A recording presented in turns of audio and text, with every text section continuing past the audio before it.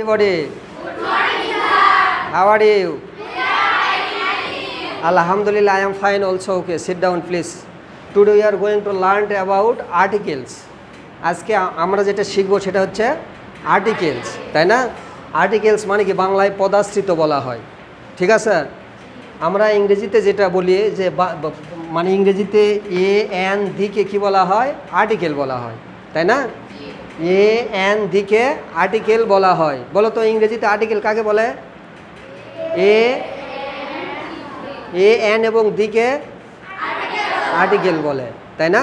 আচ্ছা, এখানে দেখো আমরা এই যে আজকে আমরা যেটা শিখবো সেটা আর্টিকেলের যেটা জেনারেল রুলস, মানে সাধারণ নিয়ম, এক্সেপশনাল নয়, সাধারণ যেই নিয়মটা সেই নিয়মটা আমরা শিখবো। তাহলে আমরা ইংরেজিতে এ এন দিকে কী বলে? আর্টিকেল বলে। এখন এটা আমাদের কি করতে হবে? এটা আমাদের ব্যবহার জানতে হবে, তাই না? We have to uses a an the অর্থাৎ আর্টিকেল।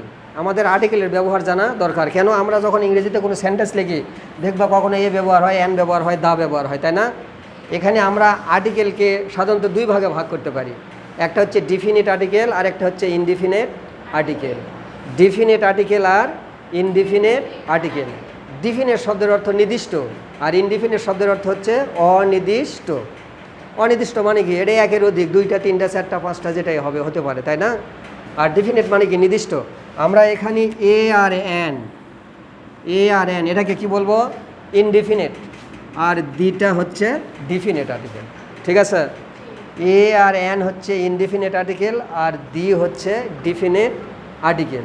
এখন দেখো এটার আমাদের ব্যবহার জানতে হবে স্বাভাবিকভাবে, কখন এ হয়, কখন এন হয়, কখন দি হয়। এখন আমরা প্রথমে আসবো এ আর এনের ব্যবহার। ভালো করে লক্ষ্য করো সবাই প্লিজ।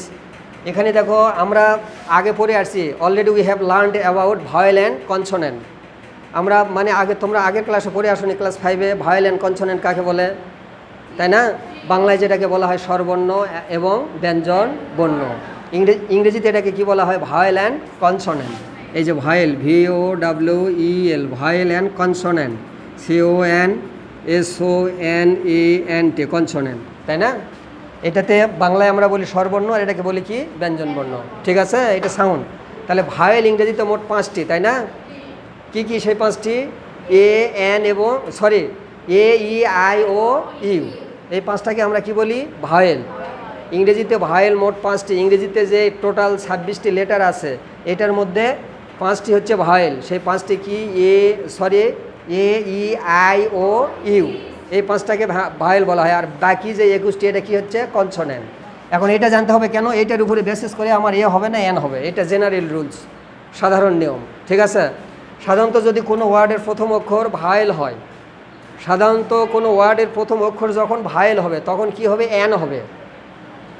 আর যখন কোনো ওয়ার্ডের প্রথম অক্ষর কনসোনেন্ট হবে তখন হবে এ। আবার ভালো করে শোনো মনোযোগ সহকারে।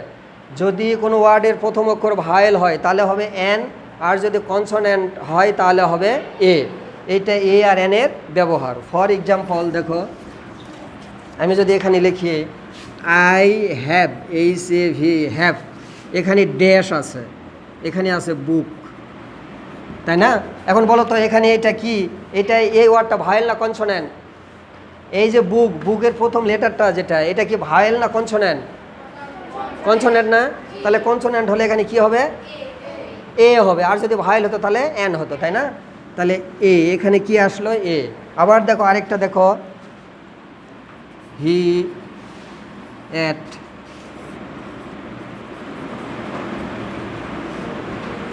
দেখো এখানে একটা কি লেখা আছে সেন্টেন্স, আমি কি লিখলাম এখানে? হি এট ড্যাশ অরেঞ্জ। অরেঞ্জ মানে কি? কমলা লেবু, তাই না? তাহলে এখন এখানে দেখো আমি যে এখানে যে গ্যাপটা আছে, গ্যাপের এই যে পরের যে মানে ওয়ার্ডটা আছে, এই ওয়ার্ডের ফার্স্ট লেটারটা কি, মানে প্রথম লেটার কি? এটা কি ভাওয়েল না কনসোনেন্ট? ভাওয়েল না? তাহলে এখানে কি বসবে? এন বসবে। Very good. তাহলে এখানে কি হবে? এন, ঠিক আছে? আচ্ছা, এখন দেখো আমরা তাহলে ক্লিয়ার। এখানে আমরা যখন এই এ এনের যে জেনারেল রুলসটা, সাধারণ নিয়ম, এটা আমরা অতি সহজে শিখে ফেললাম, তাই না? যদি কোনো ওয়ার্ডের প্রথম অক্ষর ভাওয়েল হয় তাহলে তার আগে আমরা এন বসাবো। আর যখন কনসোনেন্ট হবে তখন কি বসাবো? এ বসাবো, ঠিক আছে? আচ্ছা, তোমরা বলো তো দেখি, মানে আমরা এই যে ভাওয়েল অ্যান্ড কনসোনেন্ট এটার ব্যবহার যেটা, এই যে এ আর এন এর ব্যবহার, তাই না? এ কখন হবে আর এন কখন হবে? বলতে পারবে না তোমরা? বলো তো, এ কখন হবে আর এন কখন হবে? কনসোনেন্টের আগে এ হবে আর ভায়েলের আগে এন বসবে। আরও ক্লিয়ার করে শোনো আমার কথা, যদি কোনো ওয়ার্ডের প্রথম অক্ষর ভায়েল হয় তাহলে হবে এন, আর যদি কনসোনেন্ট হয় তাহলে হবে এ। ঠিক আছে, ক্লিয়ার? এখন দেখো এই যে দি, যেটা দি এর ব্যবহারটা দেখো। দি এটা নির্দিষ্ট একটা আর্টিকেল, এর নামটা কি? Definite article. দিটা কি? এটা ডিফিনিট। ডিফিনিট মানে কি? নির্দিষ্ট। নির্দিষ্ট করে এমন কোনো কিছু বুঝালে সেটার আগে কি বসে? দি বসে। এখন এটা নির্দিষ্ট আমরা বাংলায় কিভাবে বুঝবো? বাংলায় বোঝাবার একটা খুব সুন্দর একটা উপায় আছে বা বুদ্ধি আছে। কি আছে? যদি বাংলায় টি, টা, খানি, খানা, গুলি, গন, জন, রা, এরা এই কথাগুলো উল্লেখ থাকে তাহলে বুঝতে হবে ওটা নির্দিষ্ট। আবারও শোনো ভালো করে, বাংলায় যদি টি, টা, খানি, খানা, গুলি, গন, জন, রা, এরা এই কথাগুলো যদি উল্লেখ থাকে তাহলে সেটা কি হবে? সেখানে কিসের ব্যবহার হবে? ডেফিনিট আর্টিকেল দির ব্যবহার হবে, তাই না? এইটা দির হচ্ছে জেনারেল রুলস, কমন নিয়ম। এটা ছাড়া আরও ব্যবহার আছে, এটা আমরা পরে ধারাবাহিকভাবে শিখব। ঠিক আছে? যেমন দেখো বইটি, আমি যদি বলি বইটি তাহলে কি হয়ে গেল? নির্দিষ্ট হয়ে গেল না? এটা ইংরেজি কি হবে? দা বুক। দা বুক, বইটি, তাই না? যদি বলি কলমটি,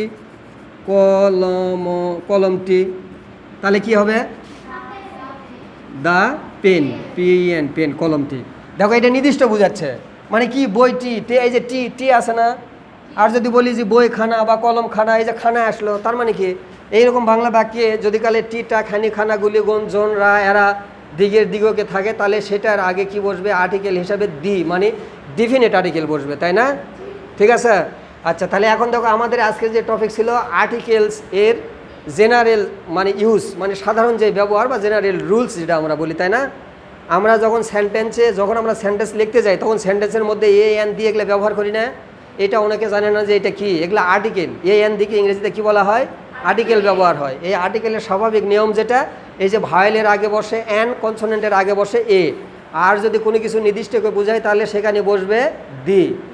deer student, I hope that the topic is clear to you. This is all for today. Goodbye and Allah Hafiz.